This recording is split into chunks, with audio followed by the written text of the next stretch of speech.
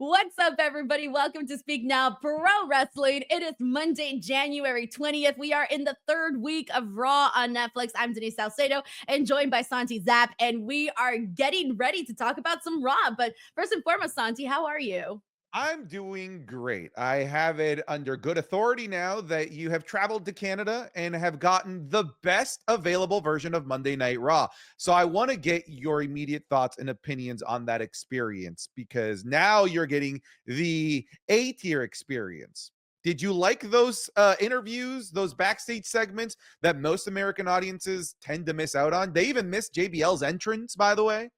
Yeah, they did. Okay, so here's the big thoughts that I had during this was first of all, I kind of struggled at certain parts where I didn't know what parts I was getting as a bonus and what parts everybody was getting. Like there were certain times where I can tell. Obviously, when commentary says, "Hey, we're going to commercial," then I know for a fact, all right, we're going to commercial and this is a bonus, whatever it is that I get. But there were some moments like the CM Punk promo. I didn't realize that that was for everybody. I thought that was just for the version that I was watching. So I did have those like hiccup moments where I couldn't necessarily tell for sure. But dude, the show flew by for me. And a lot of it can be because, it's not a 3 hour show, but it flew by. Like I didn't look up at the clock until I think the final 30 minutes of the show. I looked up and it was like 25 minutes till the end of the show. And I hadn't looked at the clock at any other point throughout the entire time. So I liked it. I think I'm going to keep it with this version just because it makes it so much more easier and you don't miss the stuff in the between the matches, and you get to have all of these additional promos, and there's people that are doing promos that you don't always see them cut promos every week. Yeah, we had like Ludwig Kaiser cutting a full-on promo. We had a weird Karrion Cross promo. But yeah, no, I'm glad that you got to experience this because I do think it's the best way to experience the show. As a content creator, somebody that does live reactions, the one downside is that like I can't find a bathroom break because No. when you would go to the bathroom, commercials, I don't have any. There's always stuff going on. You know what the trick to that is, right, Santi? You just can't go to the bathroom. That's it. That's the Oh, only trick. I thought you were going to say you go during the Karrion Cross interviews because I know you hate them. Oh man, I talked all over that. I was like, I don't even care. I'm just gonna talk all over that.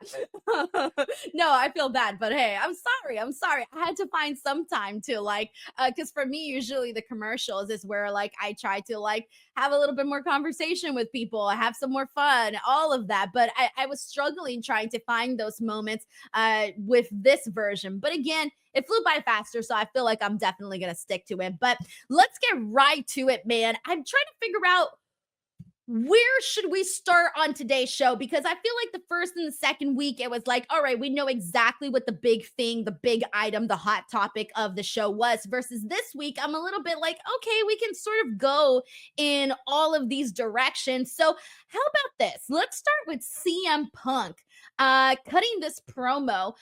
He's being interviewed by Jackie Redmond up on the stage. And the big thing that we got from here was he told Sami Zayn he wasn't on his level, which kind of sucked after Sami Zayn said that he was at the top echelon of these guys in WWE. And then CM Punk, the big one, saying that Hulk Hogan could enter the Rumble and he would throw his dusty ass out and kill Hulkamania. Oh, I loved it. But I feel like you missed like the substantial thing that's worth talking about. He mentioned in there that I might have some favors to cash in during the Rumble. So we are still kind of up in the air trying to guess what this favor is. So many people think that it's like getting the number 30th spot. Some people think it's getting into the main event of WrestleMania. Now I'm leaning towards maybe it is getting the 30th spot if he's talking about cashing it in at the Rumble. But here's the thing, though. Okay, if the thing is, he has the favor, right? He has the favor from Paul Heyman. But can Paul Heyman pull that off to get the 30th spot for CM Punk? I mean, it's Paul Heyman. He can do whatever he wants, Denise. You know But this. technically, Paul Heyman doesn't have like power to do that. That would be on, I mean, the GM, unless they do something where they actually bring back the roulette and you get to, spin it and take out the little golf, And the little maybe he's ball. got dirt on Adam Pierce. Maybe he's got dirt on Nick Aldis. Maybe we find a way. All right. This is a wheel and dealer. He's going to find a way. I realize what he might have on Nick Aldis, by the way.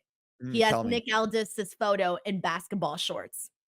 I'm going to Google that very quickly right now for my own personal enjoyment. Nick Aldis would never be caught in basketball shorts, Santi. That's why I said it. He wouldn't be caught in basketball shorts. Oh, Dude's because always he's in always. fancy attire. Yeah. I thought it actually There's no existed. actual photo. No, I that's was why like, I said no, it. so now I have it in my search box. Nick Aldis in basketball shorts. Thanks for that. Now people are gonna be like, why is Santi Googling that? What's going on here? Anyways, No, but that's my point is that he wouldn't be caught dead in basketball shorts. But all right, so you're predicting that maybe he's going to take the number 30th spot. it's what other favor is there to cash in at the Rumble? Like I feel like that's the one that makes the most sense. I don't know what else it could possibly be. If it is something that he can cash in at the Rumble, I'm going to lean towards that being it. Yeah, that's the only thing I can think of because what else would he be able to cash in at the Rumble for that? But then at the same time, I don't think that would be the favor that I would want CM Punk to ask of Paul Heyman, right? He's got the one favor. I don't think that one should be it.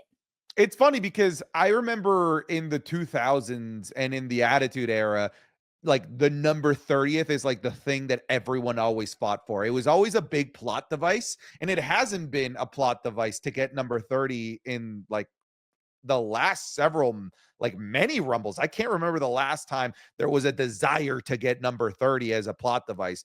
Maybe they bring that back. I don't know. I know there's better favors that you would ask for, right? Like if you have like the one wish, you don't say, hey, can I get a nice delicious meal at Red Lobster? It's like, no, idiot, you wish for 1,000 more wishes, dumbass. That's what you do. So it's not the greatest wish, it's not the greatest favor, but again, I'm just sort of connecting dots that I see. If it's a favor at the Rumble, that's literally the only beneficial thing to ask for.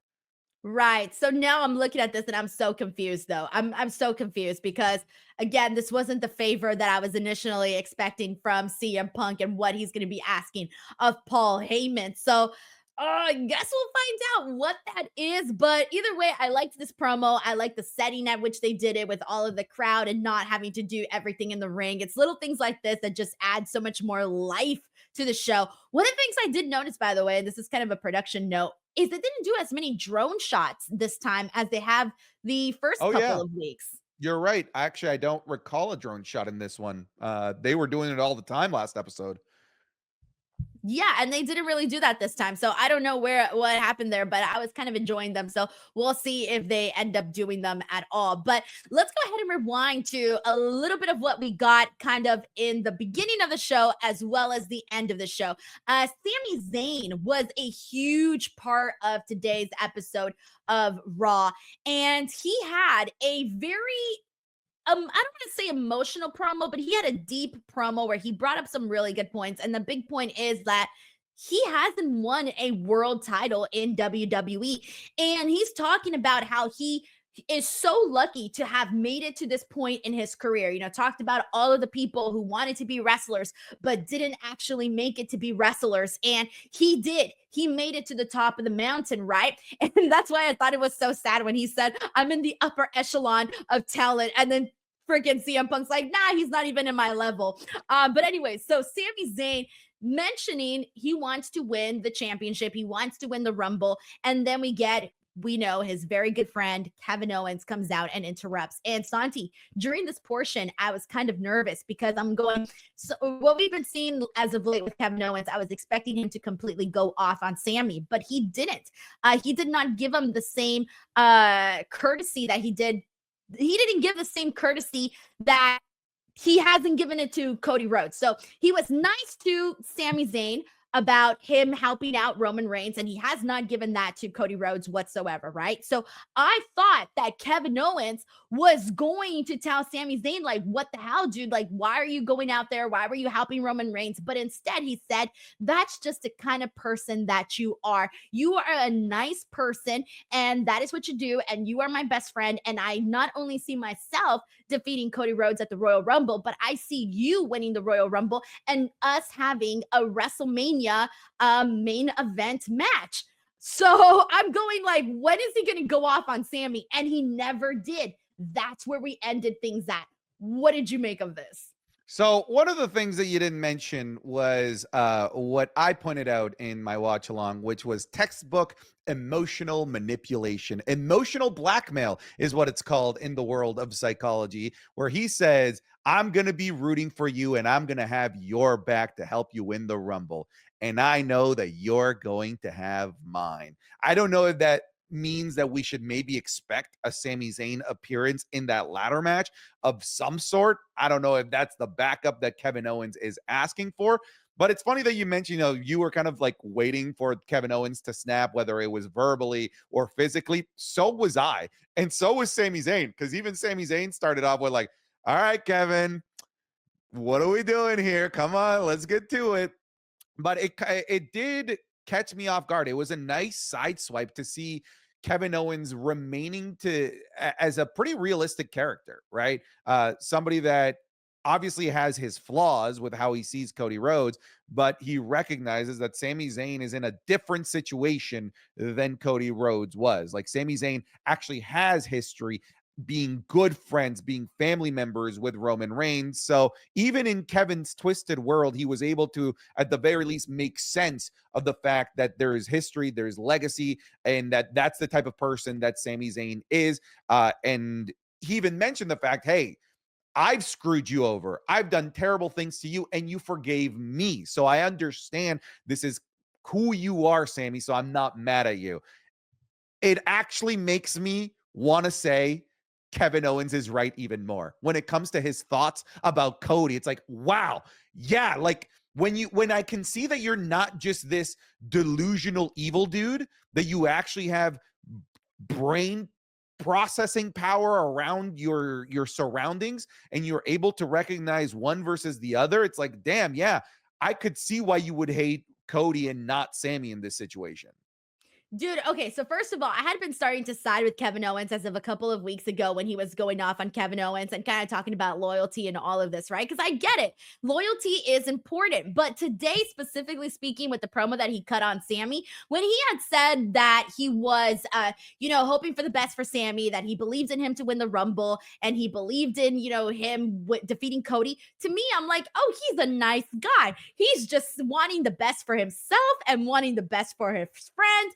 Can you blame him for that? Honestly, can you blame him for that? You can't. The only thing that I was reading in between the lines where you mentioned that manipulation was when he specifically said, "Oh, I'm going to have, or I hope you have my back the way that you had Roman's back, or I'm going to have your back the way that you had Roman's back," something like that. When he mentioned Roman specifically, I thought, "Oh, that was a little bit of a test of our friendship." This to me is Kevin Owens testing Sami Zayn, and how Sami Zayn reacts or responds is either going to be the utter downfall of this relationship again for the 1 millionth time, or maybe it's just going to solidify their friendship even more. I mean, we could see Sami. I mean, I know it's kind of weird seeing anytime Sami is a heel of any nature. It's kind of odd because he's such a natural, likable guy.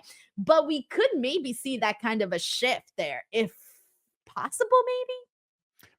I could see it. I'm more intrigued as to how things play out with the characters around Sami Zayn, because it looks like there might be a drive towards Sami Zayn being more in the main event scene. We saw like what happened with him, Drew McIntyre, Kevin, and Seth Rollins there at the end, and I'm really curious as to what the smoke is going to like, what it's going to look like once the smoke settles after the Royal Rumble, how Sami Zayn performs at the Rumble, how the ladder match goes. Does he get himself involved in the ladder match? There's a ton of like really interesting scenarios.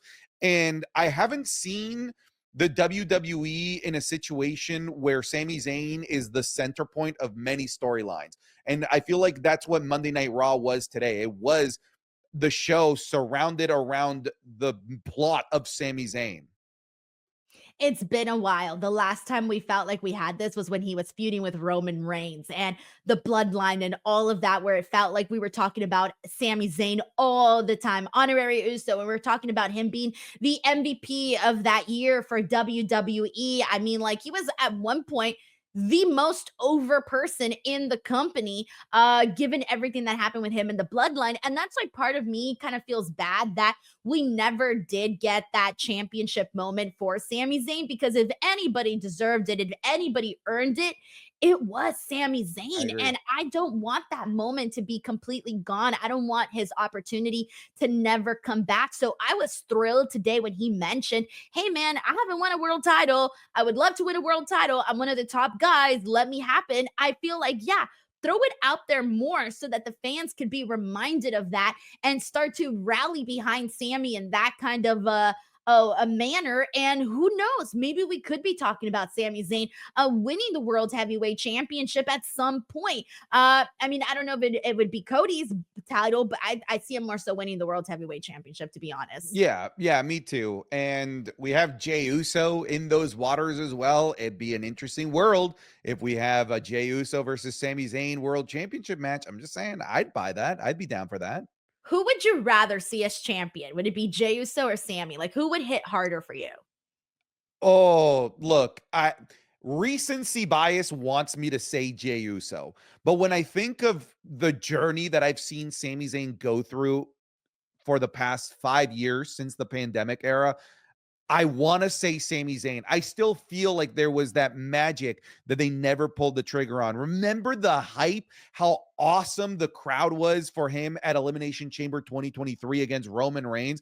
Everyone at home was behind Sami Zayn, and we never really got that. I've yet to feel that for Jey Uso. I like Jey Uso. He's really popular, but I've yet to get to that level of fever pitch. I want Jey Uso as champion like we got with Sami Zayn, although now 2 years ago at Elimination Chamber 2023. I want to relive that moment with Sami Zayn. So I'm going to say Sami if I'm not being, recently biased. I agree with you 100%, Sammy, for the exact same reasons. Like, I feel like we've just seen his career. I mean, God, I mean, I've been watching Sami Zayn since, let me rephrase this. I've been watching Sami Zayn for a very, very long time, guys.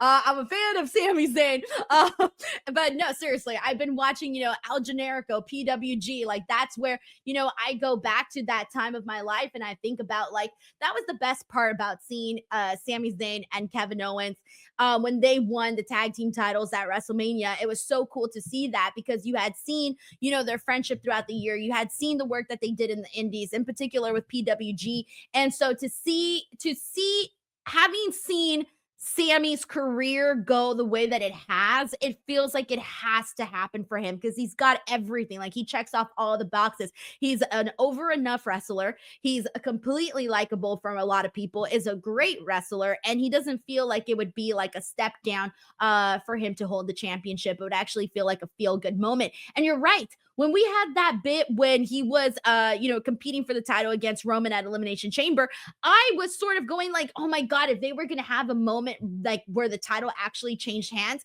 this would be it right here. And they didn't go for that. Obviously, they had other plans. They didn't want to go that direction. But I feel like that was not Sami Zayn's fault of any kind. I feel like Sami Zayn had all the buzz, all of the support behind it. It's just that the story that they were telling with Roman Reigns trumped whatever it is that, the fans were rooting behind Sami Zayn.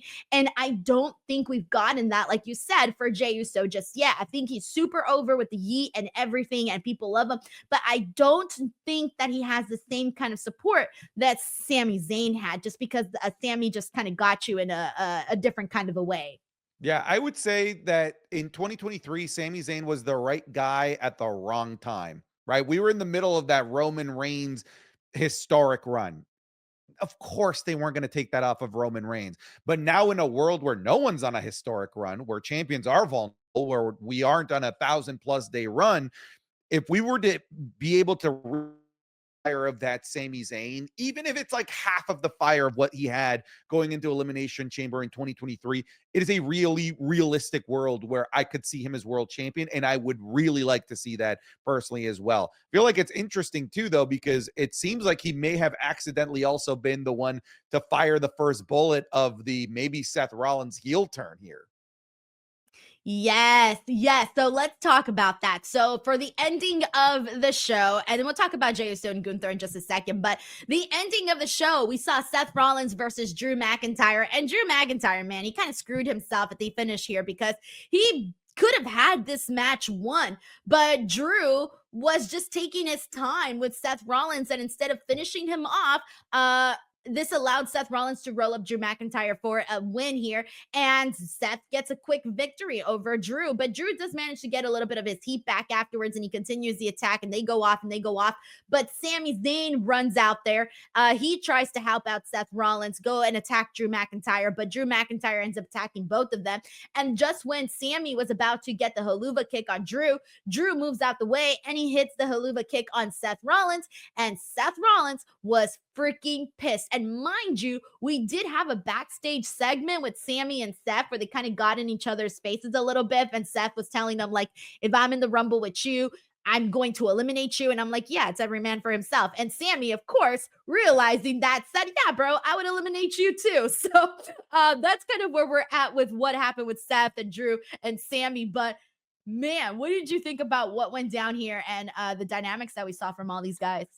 Okay, so this might be just the storytelling nerd in me, but I loved it. I thought it was fantastic because you could see the frustration in the match for Drew McIntyre was that he can't get Seth Rollins to see things his way. He kept yelling at Seth Rollins numerous times, like, we are supposed to be on the same page. Like, why are we fighting? Why are you being so selfish here? And it was that sort of the like inability to just finish the job that caused him to get rolled up by Seth Rollins. And even in the beatdown post-match, he's yelling at Seth, like, why can't you see things my way?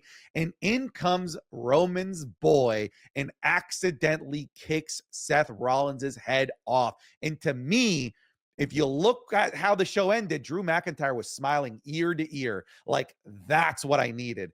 That's what I needed to get Seth Rollins to finally see what I see, that these bloodline dudes are all scumbags and we need to align ourselves together to take them out. I loved how all of those dominoes just sort of knocked each other over there towards the end of the show.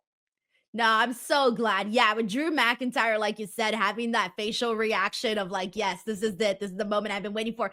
Dude, I've been telling you, like, I feel like they needed to do the Seth Rollins turn. And I know they kind of went with a little bit more of a slow burn for his turn to actually happen. But I think this turn of Seth Rollins is a little overdue. I'm not going to say long overdue, but definitely overdue because I felt like it should have happened the premiere of Raw Netflix, like him basically taking that L from CM Punk. Instead of it just being like, oh, he lost to CM Punk, it could have been like, oh shit, like he turned heel and this is what happened. Like there could have been a little bit more meat in the conversation regarding CM Punk and Seth Rollins had we seen Seth Rollins turn at that point. But yeah, like I said, they went with the slow burn here, and now we saw Seth and Drew go at it here, but that doesn't mean that they can't find themselves in an alliance if, they both so hate everybody else that's involved with Roman Reigns. Like you said, Jey Uso, Sami Zayn, CM Punk, all these people at the end of the day, they hate them equally. So maybe we could see this partnership or at least an understanding between these guys and possibly even Kevin Owens.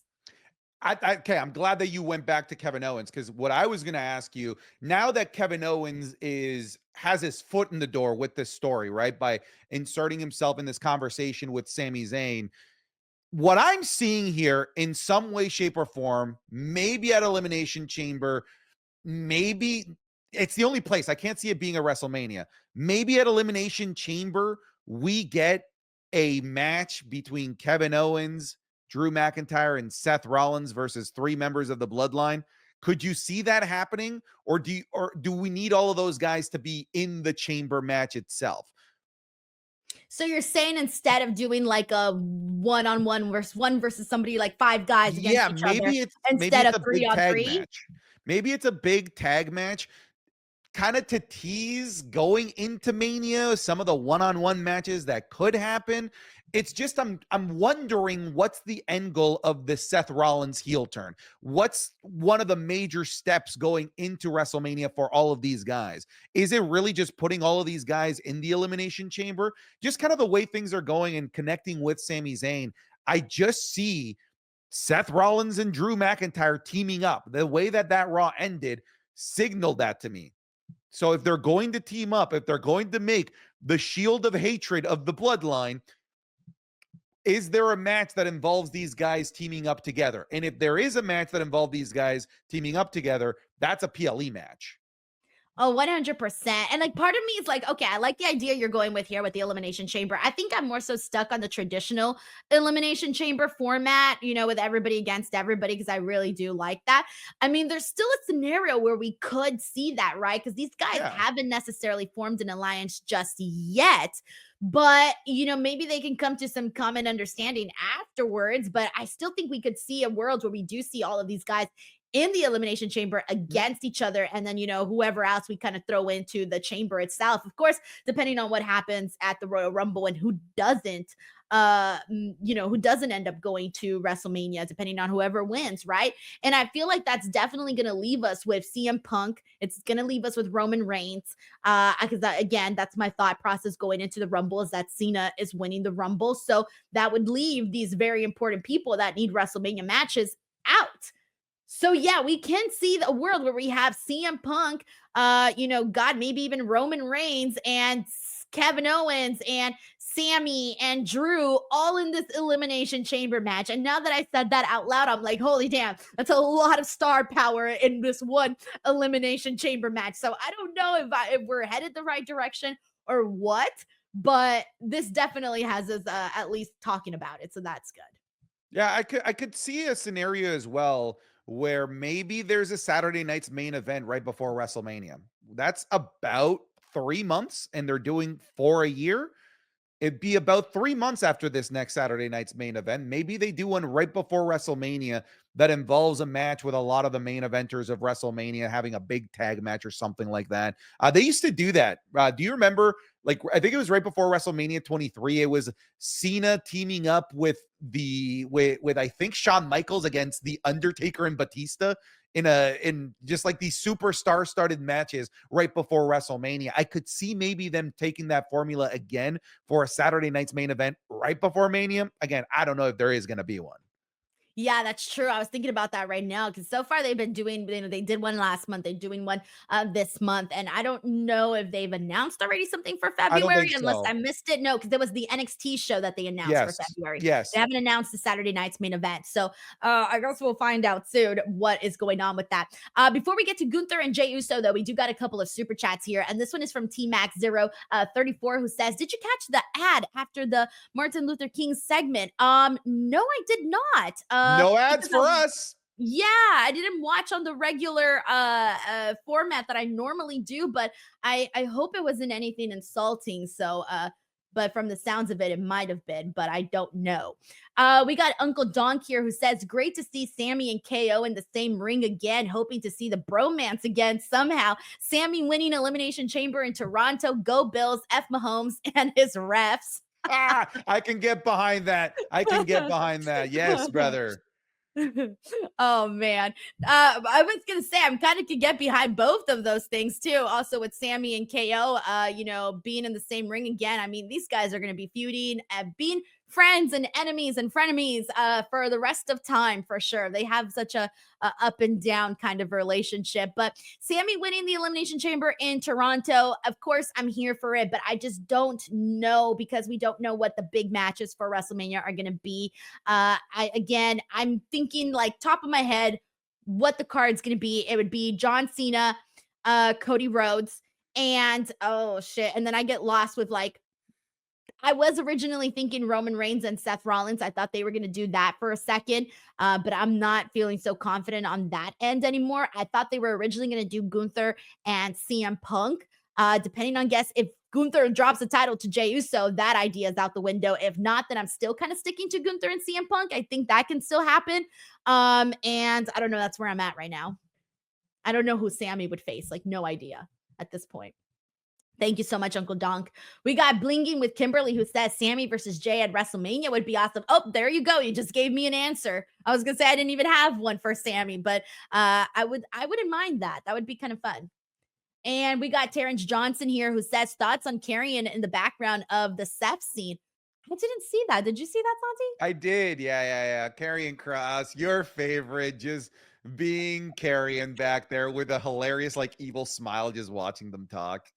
There wasn't too much to it. In the commercial promo, he called out Sami Zayn the most.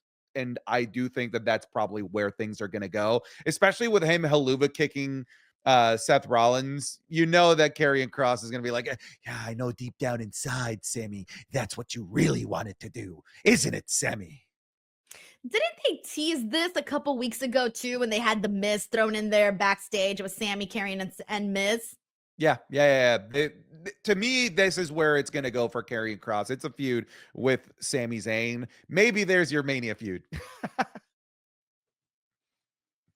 Santi, I have no reaction to that other than just sadness. I'm not the biggest Karrion Cross fan, but it's crazy that I found somebody that dislikes him more than I do. It's like I don't have a problem with Carrion. I have a problem with how boring the act is. It's so boring. I'm sorry. Like, how boring can an act get? Like, why did they do that to them?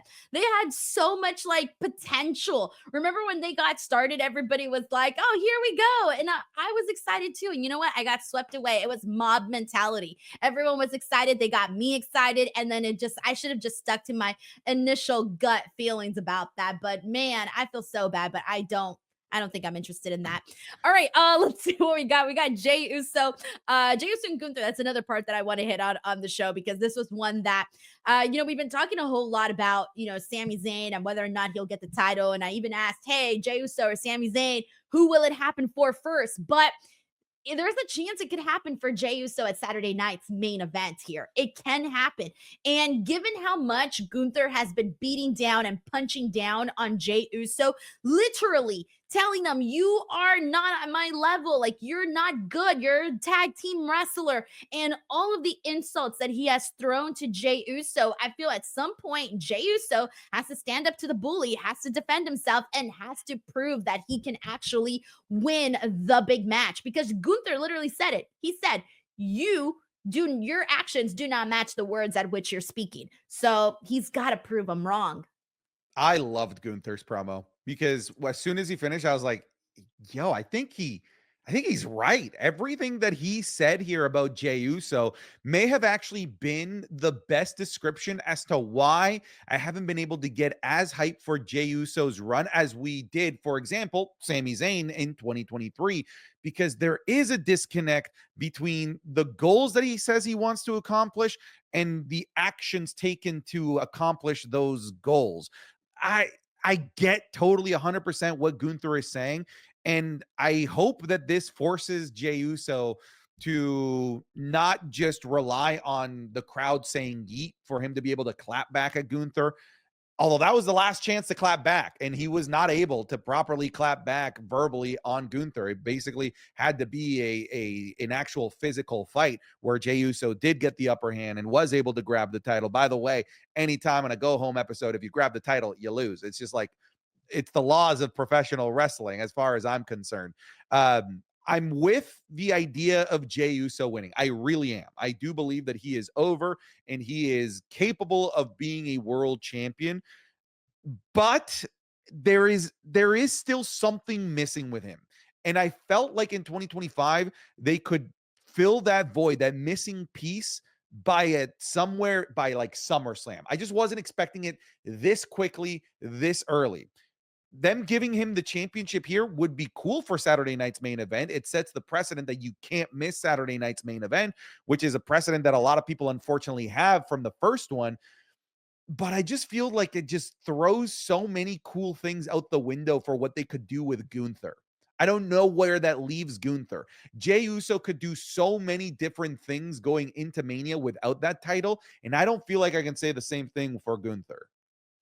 Yeah, and see, here's the thing, I still want them to protect Gunther in that fashion. I still want them to protect Gunther as this guy with this, unmatching aura, this guy that if you, because here's the thing, if you keep things strong with Gunther, right? The way everything's been going from longest reigning intercontinental champion to world heavyweight champion, also king of the ring, and everything else that he did before he even got to the main roster, right? He has built up such an aura, such a prestige around Gunther that if you protect that and you keep it the way that it is and just work around some of the things that haven't necessarily been working for Gunther, work around that. You could have something very, very special because down the line, I know a lot of people are expecting, Gunther and Goldberg. And also, for other stories, you want to use Gunther in these big matchup possibilities, right? Like if you were to build up Gunther to this extreme, can you imagine once we get to like Gunther and Roman Reigns, for example, or Gunther and CM Punk, if you continue to take care of that aura of Gunther, you can truly have something special. And so part of me doesn't want to see him just drop the title to Jey Uso because I have this vision of what Gunther can be and what he can be used for down the road. But at the same time, I'm just like, damn, I recognize though that while the fans respect Gunther, he may not be as over as people might have hoped or thought that he would be once he got his hands on that World Heavyweight Championship. Yeah, but that's WWE's own fault. They gave him the championship, and right after the feud with Randy Orton, they made him into the whiny little what I called him, the little bitch boy general. That wasn't my ring general during the feud with Damian Priest. Now he's back. Like I feel like the Gunther aura that I wanted out of this world championship reign is back with this feud. A Gunther that is confident, dangerous sounding, funny in an almost like unintentional way that he has with his backhanded compliments. This is the Gunther that I wanted as a world champion, and I would hate for him to lose the world championship once we finally actually got the Gunther that people paid money for, which is this Gunther. Like you said, we are waiting for Gunther versus Punk, Gunther versus all of these big names. And if he loses here, it feels like those big names all of a sudden do become a little bit out of reach, out of like a realistic major feud for Gunther, at least in the short term. Yeah, exactly. And I don't want that to happen. I want them to keep that alive. And also, when Ilya Dragunov comes back, I want them to run Gunther and Ilya Dragunov once Ilya is done, and recovered from injury and all of that. So, man, I'm really hoping for it. We'll see what happens there. But yeah, like, Saturday night's main event is either going to be a shocker or maybe what we would have all expected to go down might go down. But we got a couple of super chats here. This one is from T Mac updating us after the commercial bit. He said that they showed OJ Simpson's doc right after. Oh man, I mean, I'm sure that they weren't knowing what commercials were going to roll afterwards, but still, just icky timing. Chris Holsinger says, "Are there any matches announced for the Royal Rumble just yet?" So besides the men's and the women's Rumble, it's the Cody and That's it. KO ladder match. Yeah, that's about Yeah, it. it's that's a mouthful you just said there. The ladder match. The ladder match. The ladder match. All right, we got Stephen Martrulli here who says, but I'm also predicting, because I was originally thinking that we would see a rematch with Nia and Tiffany, but I think Nia already declared for the Rumble, right? So Nia's that's declared for out. the Rumble. Bayley declared for the Rumble. All of the male main eventers at this point are in the Rumble. Is it crazy to think that they run a 3-match card for the Rumble? I mean, it could happen. It could. The reason I Literally say just be a that is because sandwich. I say that because the week before is Saturday night's main event. Like you already have a bunch of PLE matches. PLE, I know it's not a PLE, playing out the week before, and maybe like I don't know, maybe that's why there's only potentially only 3 matches for this Rumble. Also, to your point, last year's Royal Rumble, there were a couple of matches that people were like kind of Yeah, dead for. there were 4 matches. There was the Fatal 4-Way for the Undisputed, which wasn't good, and there was Kevin Owens versus Logan Paul for the Logan, US yeah. title. I'm glad that was in there. That finish was hilarious, but there was only 4 matches. There really weren't very many. Yeah, so I don't think you're far off. I think that can definitely be a thing where they just have 3 matches and then they add maybe like a segment or something just to add a little bit more buffer in between the women's and the men's rumble. So we'll see, but that's where we're at right now. We got Steven Marchuli here who says Roman Reigns versus CM Punk versus Rollins for WrestleMania. I'm here for it. I don't mind it, but I also feel like with I just don't think that Roman Reigns is should be in a triple threat. One of them would need to be champions, though. So one of them between now and Mania would need to win the championship for this triple threat to make sense, right?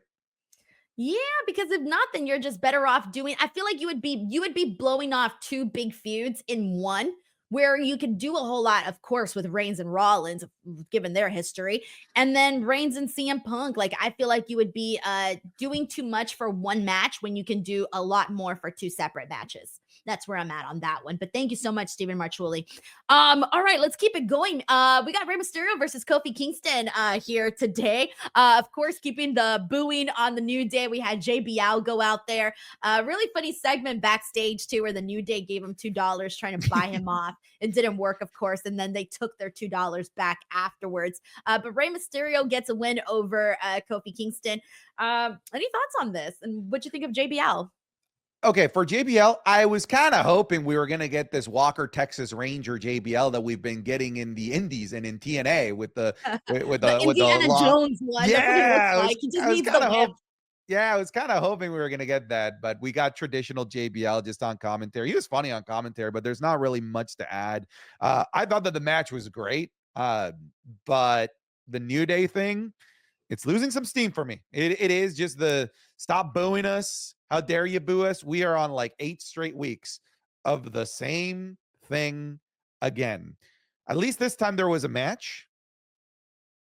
So there's that, but they're starting to slowly lose me. You know what I think it is?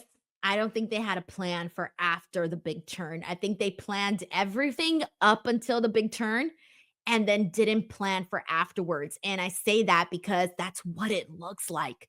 Like you said, they go out there, they get booed. That's it. At least we got this match here. I thought by now they would have won the tag team titles and been running amok and shoving it up down everyone's throat that, hey, we're champions and you guys suck. We don't. We rock.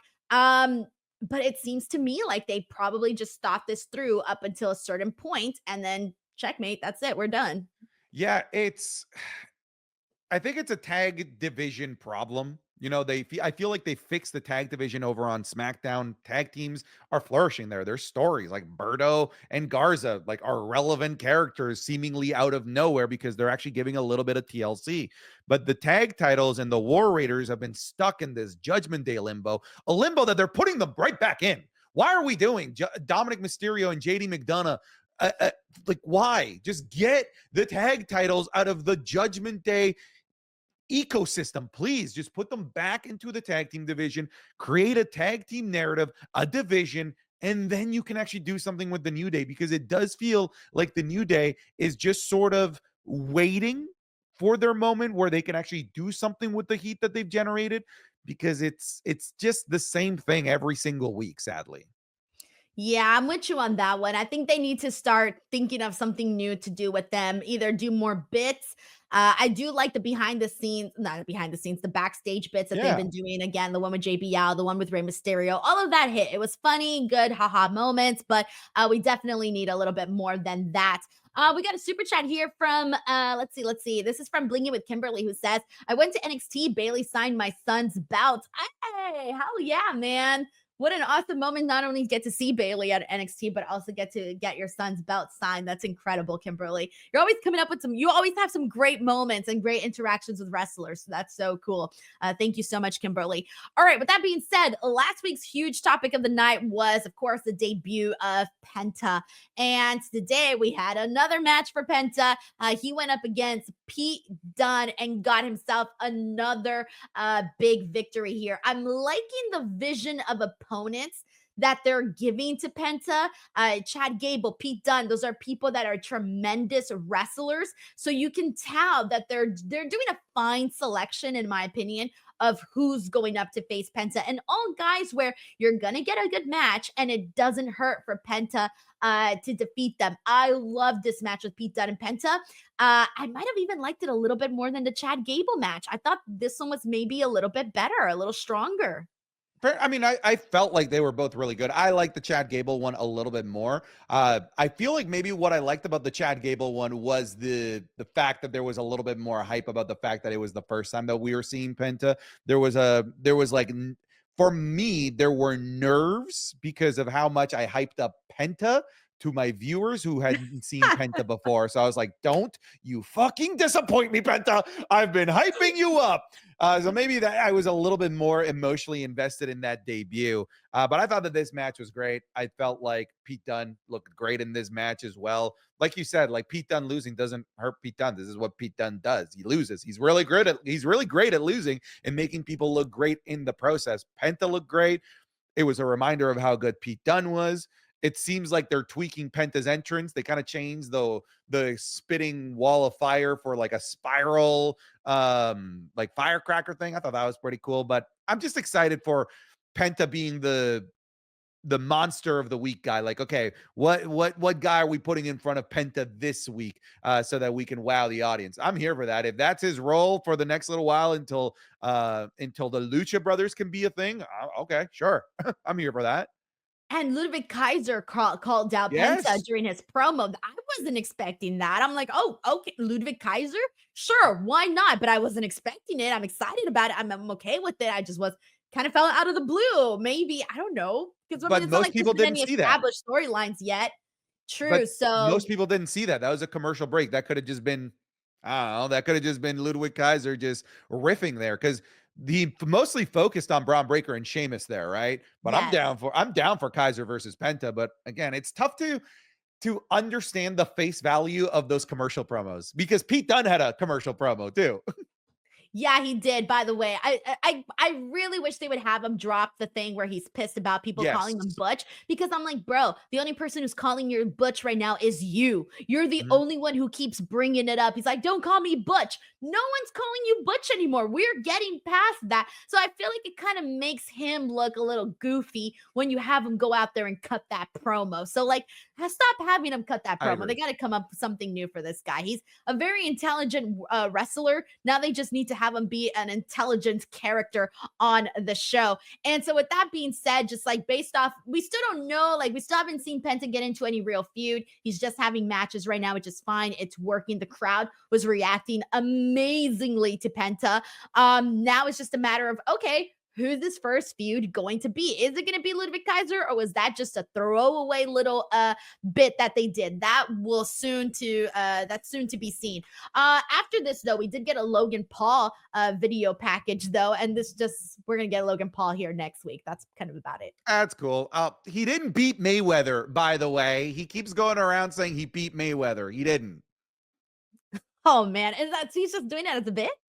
I don't know if it's a bit. I don't know if it was an exhibition match where Mayweather is like not trying. There wasn't a winner. There wasn't judges. It was just, oh, let's just spar. Let's have fun. And he thinks he won. Oh, okay. See, I didn't know that. I'm like, I thought that was just like him just running a bit or something. And I'm like, all right, like, sure, No, they whatever. actually fought. Run They your actually mouth. fought, but there wasn't a winner. It was an exhibition charity match.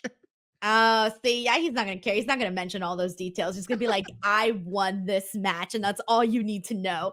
All right, we got JJ Castillo here who says, "What's your thoughts on WWE doing more two-night PLEs in the future? Good or bad idea?" Right now, it feels like, here's the thing. I'm a little bit conflicted here, Santi, because I feel like it's a good idea only because they're on fire right now and there's so many match potentials, right? Right. But can they always keep it like that though? That's where I'm a little bit like, ooh, I don't want to go through having to watch a bunch of shitty matches to watch one really good match one night and then a bunch of other matches I don't really care about to watch another one good match the next night. So I'm a little bit torn. Like when I saw SummerSlam was going to move to 2 nights, I thought, oh, this feels a little much. Like I don't really feel like we need all of that. But at the same time, I kind of first felt that way with WrestleMania. Like I was more of a traditionalist in that sense, where I was used to having the one big night, the one big WrestleMania night. Now I love the 2-night WrestleMania. So I feel like maybe my reaction to the SummerSlam news was exactly the way I reacted to the WrestleMania news when they first said 2 nights. I don't think so. I feel like your reaction to the SummerSlam going 2 nights and being hesitant about it, I feel like that's more justified to the Mania one because at least the was Mania was 8 hours. Like it literally 35 was 8 hours. It makes sense, but then SummerSlam, I understand your hesitation. SummerSlam this year was three and a bit, right? So now we're thinking about, like, I'm thinking of WWE this past summer, going into SummerSlam 2024, what we saw this past summer.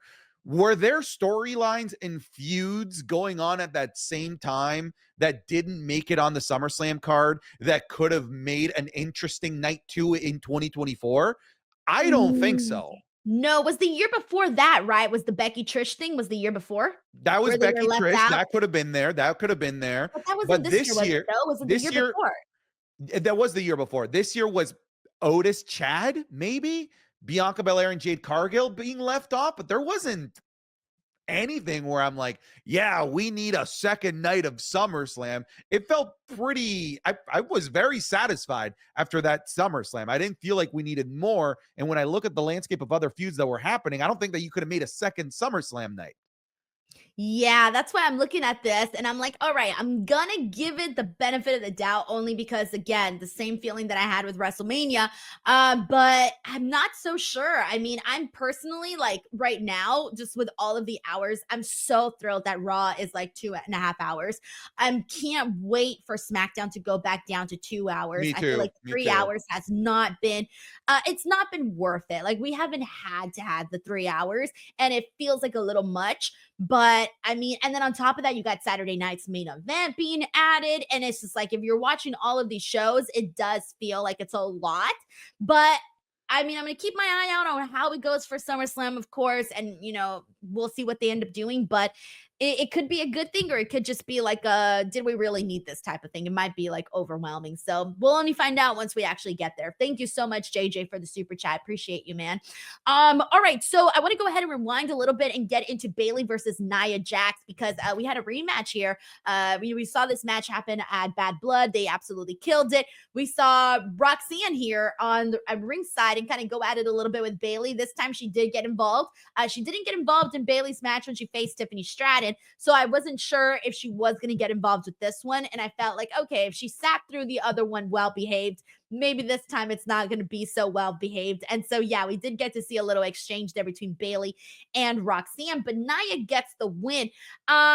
Nia is then confronted by Rhea because she had attacked Rhea earlier in the night. And now we're going to get Rhea versus Nia. I'm assuming at Saturday night's main event because that's the challenge that was made. It hasn't been made official yet. No, it But was. It was. it They was confirmed it. okay. They confirmed it. Yeah. It's official. It's happening. So, two things happened here. One, we continued Bayley and Roxanne. Cool. That seems to be like a little NXT main roster thing that we got going. And then Nia Jax and Rhea for Saturday night's main event. So, those were the two big things that happened here. How'd you feel about what you're seeing here? It feels to me like they put themselves in an unnecessary, like, lose-lose situation. You couldn't have Nia lose because she's the one that you're setting up to be the big bad for Rhea Ripley at Saturday night's main event. But then why set yourself up to make Bayley lose, who's the new signee of Monday Night Raw? You'd think that you'd want to elevate her as this big threat on Monday Night Raw, but instead you have her lose to somebody that's not even on Monday Night Raw, by the way, somebody that's on SmackDown. But it also makes her feel less dangerous going into her feud with Roxanne Perez, which in turn kind of hurts Roxanne Perez by proxy as well, because now she's feuding with somebody that isn't as dangerous as she ought to be in when your name is a Bayley. I don't know why they would have had Bayley and Nia in this situation. You could have had the Nia and Rhea brawl without this match happening, and you could have had a Bayley match with literally anybody on the Raw roster to introduce or reintroduce Bayley into the Monday Night Raw roster. It felt like an unnecessary lose-lose situation that WWE put themselves in. That's how I saw things. How did you see that? I feel like Bayley is kind of stuck in the situation where she is so liked and she's so respected and she's such a good wrestler that you can pretty much pluck her into any role, right? She was plucked into the Tiffany Stratton match. Why? Because you knew that Tiffany Stratton needed a big first win, a big first defense, and she needed a good match. You put Bayley, and Bayley could lose that match, and she doesn't lose nothing because she's Bayley. Then in this particular matchup, you put her in there to continue both of those things, but also give Bayley the loss to Nia Jax. Why? Because in their eyes, it's like, okay, Bayley can lose because she's Bayley. And so now Bayley is kind of stuck in this position where it's like she is losing a lot, but because she's Bayley, she still has that respect. And so Mhm. they feel like she doesn't lose that much from losing the matches. Because, of course, Bayley versus Roxanne, it's still like super huge. Bayley comes with so much respect, all the work that she's done on the main roster, but in particular, since this is an NXT storyline, the work that she did in NXT, like she is the reason why, we're seeing so many other women get pushed and have these big moments on NXT. But yeah, it kind of sucks for Bayley because she is, taking so many losses. But I think what sucks more is the big picture, which is Bayley at WrestleMania won the title from Io, right? She goes into this title reign. What do you remember from that title reign? Not There's much, not Santi. much, really. You're right. There's really not much. It was a pretty forgettable reign. And that sucks. It shouldn't have been that way. And that was my criticism during that time was they should have done with more with Bayley as champion because that was the time to do it. And then they didn't. And so now Bayley is because she is who she is, she's used for all of these big matches and all of these big moments, but she doesn't seem to be getting the same rewards, I think, that maybe some other people might have been getting or might be getting, having the legacy and the reputation that Bayley has. Yeah, no, it's tough seeing Bayley take these losses, but to a degree, like these losses don't hurt Bayley. It just seemed a little bit odd to me to give Bayley this loss when I just didn't think that you needed to. I don't feel like Nia needed to be put over to make her into a threat to Rhea when that attack that she did at the start of the show, that did it. Nia is a threat. I'm good. I'm sold. We could have had a brawl that was not a post-match brawl, and I'm in Saturday night's main event. Great. It's weird when you're introducing somebody that's a big get for Monday Night Raw that they made a big deal of, social media post, Bayley's on Monday Night Raw to have her lose. It's weird. Yeah, so we'll see what they end up doing there, but I'm excited about Roxanne versus Bayley. I am looking forward to Nia and Rhea. I think that's a really good first opponent for Rhea because I love seeing Rhea beat down women that are like much bigger than she is because it just makes her look like this crazy powerhouse. So I'm on board with that. All right, we got one final thing to get into. Santi, I saved the best for last. PFC, baby. Actually, it was just the thing that was the least thing to talk about. And usually that's what I save for the very end. So here we go. Dakota Kai, Io Sky versus Zoe Stark and Shayna Baszler. I can't imagine that you got very much to say about this. No, no, I mean, Zoe Stark had a pretty awesome missile drop kick on Dakota Kai. That was pretty cool. The match actually like wasn't bad. Like it was actually like pretty decent. It's just that it just felt like a match for the sake of a match. The story and the feud between these two, I'm not buying. I'm not buying this at all. I I'm I'm I'm uninterested, Denise. I'm uninterested. I know. That's why I felt bad. I'm like, should I even bring up the match or should I just like bypass it completely? Because truth be told, there's not much to say about this at all. Like, truly, I mean, it was a fine match, like you said, but there's nothing to say. Io Sky was incredibly happy when she won. I love that she always looks very happy with every single victory that she has.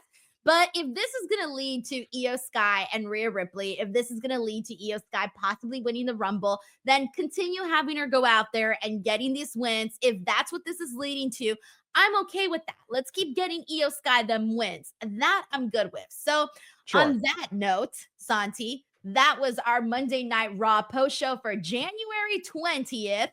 Thank you so much to everybody who's constantly tuning in, supporting the video, supporting the podcast with me and Santi. It's been so much fun. We've officially been doing this podcast now for a little over a month, and it's been great to connect with so many people and reading the feedback and everything that you guys said. So thank you guys so much. Of course, Santi, please tell the people where they can watch all of your content across the board.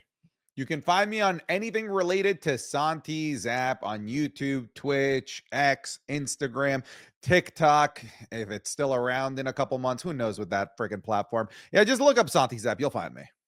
In any of your favorite social media apps, just search Santi and you will find his work. As for me, guys, I'm literally like 3,300 followers away from freaking 200,000 subscribers. I've been working so hard trying to get there. I really hope it happens soon because I have no patience. So please, if you haven't already, subscribe youtube.com/Denise Salcedo. Daily content's going up. Lots of streams every single day, pretty much at this point. So please subscribe, check it out. We do got one more super chat that just came in.